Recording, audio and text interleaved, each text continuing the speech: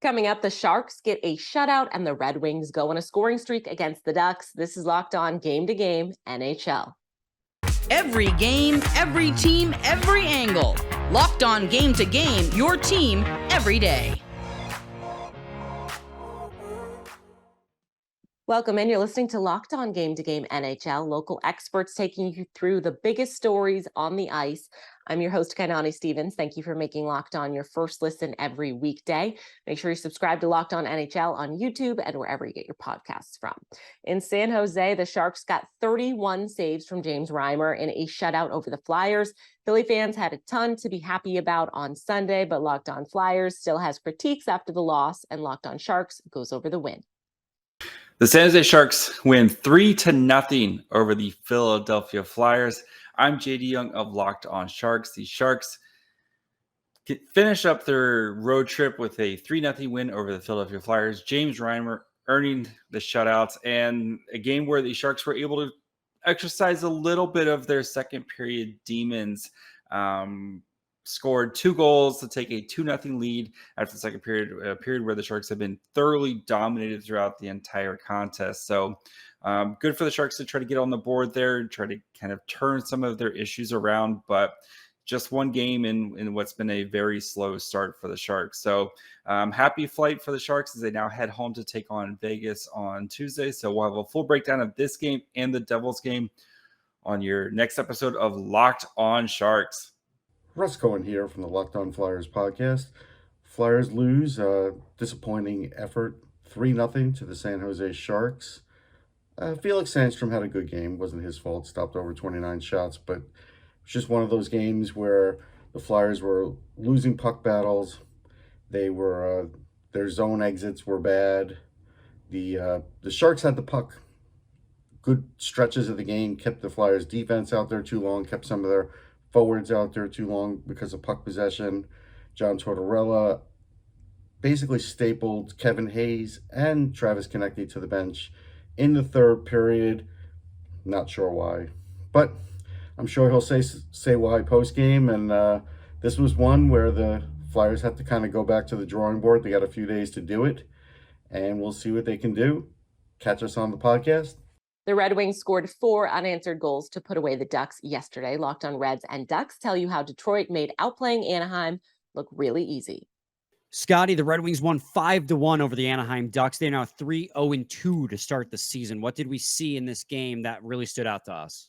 I mean, I think the biggest takeaway is comfortably the special teams. The power play looked the best it has, not only all this season, but some of the best it's looked in seasons. I mean, that's one of the best power play performances by a Red Wings team we've seen in a very long time. And the penalty kill continues to stay hot as well, off to a incredible start to the season. So the special teams just being comfortably better than it was last season when it was some of the worst in the NHL, and it has been like that for the last couple of years. So really nice to see. But yeah, I thought the offense at even strength looked pretty good, got shots off. Defensively, I thought they looked pretty solid. Goaltending was good. Yeah, but I think easily the biggest takeaway is just how strong the special teams looked. 3 power play goals. Dominic Kubalik with 8 points in 5 games as well. Phenomenal. We'll talk about all that on Monday's episode of Locked On Red Wings. Another bad outing results in the Ducks going winless on their 5-game road trip. Salutations, everyone. JD Hernandez present from Locked On Anaheim Ducks. What more can I say? Sunday's game was a disappointing effort all around, as the Ducks fall to the Detroit Red Wings 5-1 at the Pizza Box. The lone bright spot was the top line once again. Trevor Zegras scored, and Troy Terry picks up another point. However, the Ducks' troubling trend of allowing too many shots reared its ugly head once again. This time, they allowed a whopping 41 shots on goal, leading the league in that category. The Ducks are also near the bottom of the league in penalty kill percentage. Sunday, they allowed the Motown Club to score not 1, not 2, but 3 power play goals from Dylan Larkin, Dominic Kubalik, and former Duck David Perron. Also, John Gibson looked pretty pissed off, especially when he got 2 penalties against him in the first. Even worse, Anaheim did squat on their own 5-on-3, but enough about that.